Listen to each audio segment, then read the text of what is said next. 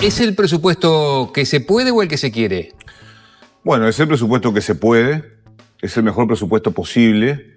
Nosotros tenemos una gran satisfacción, que no es complacencia con la construcción presupuestaria que ha hecho el Poder Ejecutivo, que ha respaldado absolutamente y de manera irrestricta por toda la bancada del Frente Amplio, por su bancada bicameral. Yo creo que es un presupuesto, yo diría, equilibrado, responsable y de altísimo impacto social. Equilibrado y responsable porque es hijo de una circunstancia que tiene que ver con una fragilidad fiscal que es manejable, pero que no deja de ser frágil, con un alto nivel de endeudamiento y un alto nivel de gasto, y de alto impacto social porque coloca el foco en aquellos compromisos de campaña que el Frente Amplio asumió y que tienen que ver con la emergencia social. Creo que esta es la materialización o la muestra cabal, diría yo, de que se puede atender a la misma vez y con la misma responsabilidad las cuentas públicas del Uruguay y atender la emergencia social. ¿Pero se van a poder cumplir con todas las promesas electorales? Sí, sin ningún tipo de dudas que sí. El marco conceptual innegociable del programa del presupuesto quinquenal es el programa de gobierno del Frente Amplio, y su columna vertebral tiene que ver básicamente con los 63 compromisos que hemos asumido públicamente, no solamente como fuerza política, sino también el presidente de la República. ¿Incluyendo el 6+1? Vamos a tratar, viste que el programa dice tender a. Sí. Nosotros vamos a hacer un gran esfuerzo para que eso suceda, no solamente con el presupuesto quinquenal, sino con los refuerzos que puedan aparecer en rendiciones de cuentas. Un comentario pequeño porque decía recién Gabriel que tenía poca información, pero para la poca información han cuestionado bastante Botán y Gurméndez en estos minutos. No es verdad lo que dice el senador, con todo respeto. José López acaba de declarar a Montevideo Portal. López valoró que hay un incremento importante entre lo que el gobierno puso sobre la mesa inicialmente y lo que se terminó acordando. Es más del doble de lo que empezamos a negociar. O sea que vamos con un paquete de públicos cerrados a la negación presupuestaria. Eso no es verdad. Perdón, pero por otra parte, en este año. Déjame terminar. Déjame terminar. Año es cero, Mariano. Entonces, más allá de eso, este presupuesto, esta construcción presupuestal, Mariano, es hijo de una circunstancia. Y la circunstancia tiene que ver con que en campaña electoral el gobierno del doctor Lacalle proyectaba un déficit del 2,8 y cuando abrimos las puertas del Estado, nos encontramos con un déficit que lo superaba ampliamente. Y además por allí habían casi 900 millones de dólares comprometidos, como decía Lilian. Entonces, el presupuesto que ha construido el equipo económico y todo el Poder Ejecutivo es responsable, sin ningún tipo de dudas, es eficiente porque de alguna manera obliga a los ministerios a buscar eficiencia dentro de las instituciones y además complementa, y no es un 40% solamente la lectura que hay que hacer sobre la inversión social, es un 62% si uno suma vulnerabilidad y también salud. Yo creo que es, insisto, un presupuesto equilibrado y que va a dar, sin ningún tipo de dudas, un debate profundo en ambas cámaras, pero que tiene una potencialidad que la oposición va a saber reconocer al momento de votar. ¿Cómo recibieron las declaraciones de Valcorba? ¿No te parece que queda mal parado el Frente Amplio después de lo que reconoció Valcorba? Yo, si fuera políticamente correcto, les diría algo del cual tengo la gran convicción, es que los gobernantes tenés que poder juzgarlos por sus acciones y no por sus dichos. Martín es un activo central de la fuerza política. Ha contribuido muchísimo a la construcción de la política económica de esta administración y de otras administraciones. El Frente va a poder cumplir con su programa de gobierno, es el compromiso que asumimos en campaña electoral y es el compromiso que asumió el presidente de la República. Y la gente nos votó para que llevemos adelante el programa de gobierno. Por supuesto que los gobiernos están rodeados de circunstancias, de contextos. Este es un contexto restrictivo, fruto de lo que ha acontecido el periodo anterior, pero todos estamos trabajando para que el programa se aplique como corresponde. Más allá de eso, me parece realmente sorpresivo que la coalición republicana nos hable de promesas incumplidas. De verdad, ustedes pueden hablar habiendo perdido la elección. Pero no es la coalición, no, es Valcorba. No, es la coalición porque además hay que recordar que uno de los socios que fue Cabildo Abierto de la coalición republicana, que fue parte del gobierno, cuando votó la rendición de cuentas, contó por qué votaba la rendición de cuentas. Porque habían dejado al Uruguay con una serie de deudas y de clavos que tuvo que asumir la fuerza política, que es la que construye este presupuesto quinquenal. Y lo decimos con la mayor fraternidad del mundo y responsabilidad. Pero yo quiero citar a Javier García en un video que hizo rumbo a la campaña electoral de conducción del Partido Nacional cuando dijo: no podemos seguir masticando la derrota. No se puede seguir masticando la derrota, no se puede seguir con los ojos en la nuca, hay que mirar hacia adelante, porque además la gente no quiere esto, no quiere el enfrentamiento permanente y la discusión chabacana, quiere que el sistema político tenga la capacidad de sentarse a discutir y a acordar, porque eso es fruto de las mejores tradiciones que ha tenido el Uruguay históricamente. Un día sí, el otro también, muchos dirigentes frenteamplistas que se han sentado acá hablan de una oposición apresurada, una oposición crítica, trancadora. Yo hablo de lo que yo hablo, yo coordiné la bancada del Frente Amplio hasta ayer.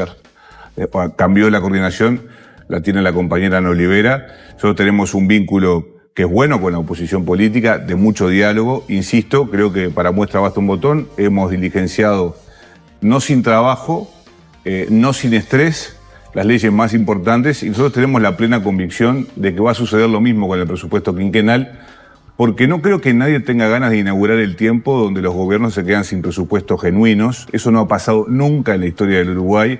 Creo que sería una malísima señal, y yo tengo la plena convicción de que los partidos de oposición no van a permitir que eso suceda. Las declaraciones de Valcorba, de alguna manera, no condicionan lo que puede ser la negociación justamente con la oposición en el tema puntualmente del presupuesto. Yo creo que no. A mí lo que me interesa es que lo que no me condicione es la pobreza infantil y no tener herramientas o elementos para poder combatirla.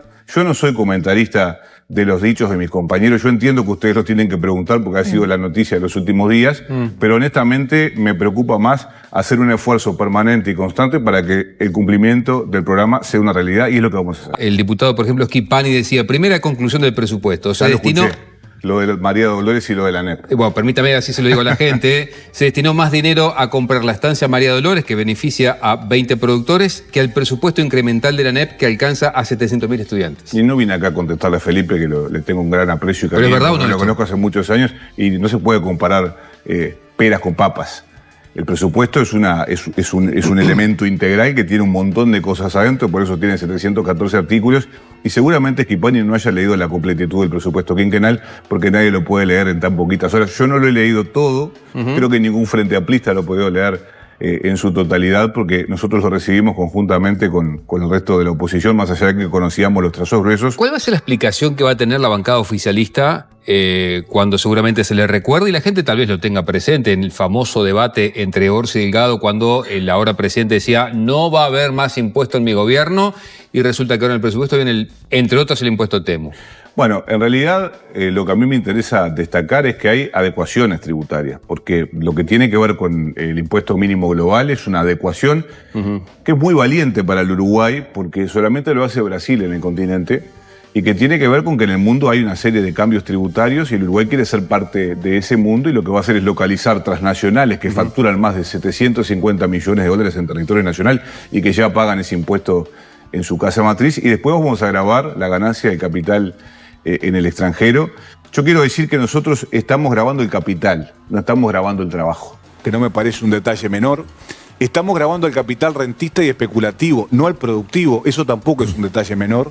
Estamos iniciando el proceso de discusión de un proyecto de ley de presupuesto quinquenal que es responsable, insisto, que es equilibrado, que atiende la emergencia social y que pone el foco en los compromisos de campaña que el Frente Amplio trasladó en el proceso electoral.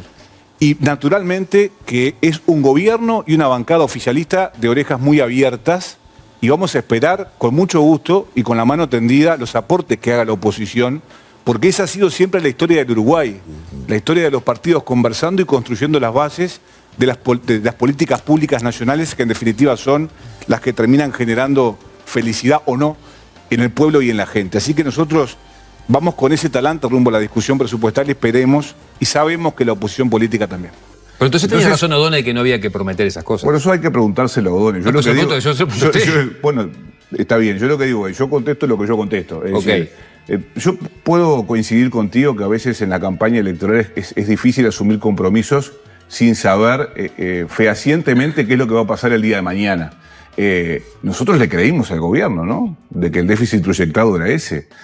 Podías tener alguna diferencia, como decía Gabriel O'Donnell en conferencia de prensa, de no sé, de apenas algo, pero era casi el doble. Entonces, eso cambia naturalmente la confección y la elaboración de la propuesta presupuestal. Ahora, aplicando impuestos al capital y no al trabajo, ¿no de alguna manera desestimula la posibilidad de eventuales inversiones que son tan necesarias para ese crecimiento que pretende el gobierno de más de 2 puntos? Bueno, mira, yo no soy economista, pero el ministro de Economía dice que no, porque además eso va con un conjunto de acciones que colaboran y contribuyen al crecimiento del país. Hay una proyección esperada de un 2,4 de crecimiento, que muchos dicen que es muy optimista, pero que yo no tengo la menor duda que el equipo económico va a poder alentar e incentivar. No está prevista ninguna inversión fuerte. Antes teníamos, Monte del Plata, Botnia. O este gobierno tuvo exactamente UPM, por ejemplo. Bueno, pero está dispuesta las condiciones y los instrumentos y los incentivos para que esos capitales puedan llegar al país, además del fortalecimiento y el incentivo a las pequeñas y medianas empresas del Uruguay, que son las que dan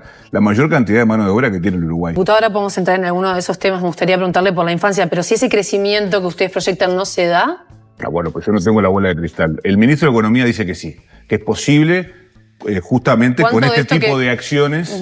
Bueno, lo que pasa es que son preguntas que yo no puedo contestar, ni yo ni nadie. O sea, yo tengo bien claro que Odone, Valcorba y su equipo son técnicamente impecables, que gozan del prestigio de todo el sistema político y creo que han marcado una hoja de ruta que es posible cumplirla si obviamente los preceptos que están por allí contenidos desde el punto de vista conceptual y presupuestario se cumplen. También uno leía las bases programáticas del Frente Amplio y todo se basaba en un país en crecimiento que iba a sostener de algún modo estos objetivos de primera infancia y los objetivos políticos que ustedes se planteaban antes de llegar al gobierno. Bueno, hay una apuesta muy clara al crecimiento económico porque eso implica, como decía Alfredo, la captación de inversiones y sobre todo la generación de mano de obra genuina y de calidad, que es la primera apuesta que hace el gobierno nacional en esos tres ejes o tres grandes ramales que tiene el presupuesto. El crecimiento económico, inversión y trabajo. Sí. En un segundo escalón, no por menos importante, que tiene que ver con el fortalecimiento de la malla social, de la protección social del Uruguay. Y un tercer elemento que es fundamental, que tiene que ver con la seguridad pública, abordada de una manera distinta, multidimensional. Lo que parece del presupuesto es que no está tanto el foco puesto en la seguridad pública per se, sino en el entramado social, ¿no?, que lleva a esa inseguridad. Bueno, ayer decía una cosa muy interesante en otro debate que teníamos Lilian Quechichian, es que es la primera vez que hay un presupuesto que tiene más, o sea, que fortalece mucho más desde el punto de vista presupuestal lo social que la seguridad pública. Sí. Que eso no significa que la estemos atendiendo de una manera, de peor manera. Significa que hay un abordaje totalmente diferente, donde hay una apuesta, por supuesto, al combate a la delincuencia. Por eso vamos a estar incorporando 2.000 efectivos policiales cuando termine el periodo, 1.000 de ellos que van a ir a la INR y el resto a actividad operativa en calle.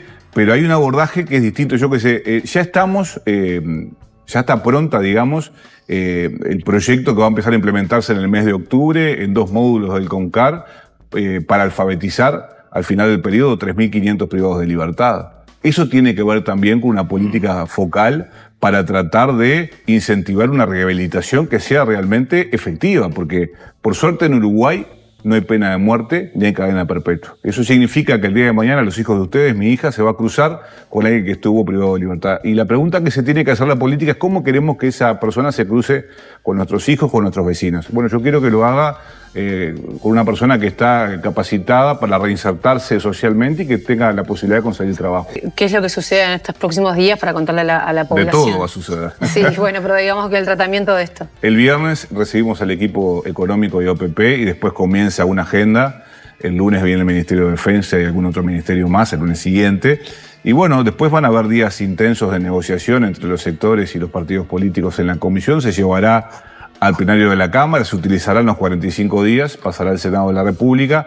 Estamos ya desde hace mucho tiempo, yo creo que desde el 15 de febrero conversando con todos los partidos, porque yo no tengo la menor duda de que el Frente Amplio va a poder votar su presupuesto, porque sería muy, muy delicado, muy grave que eso no sucediera. Nunca pasó en la historia del país y yo pregunto quién se va a hacer cargo del costo político y social que tendría que un gobierno se quede sin su presupuesto, que es en definitiva su planificación política, económica y financiera, y que tiene que ver con la que la gente eligió en las urnas, ¿no?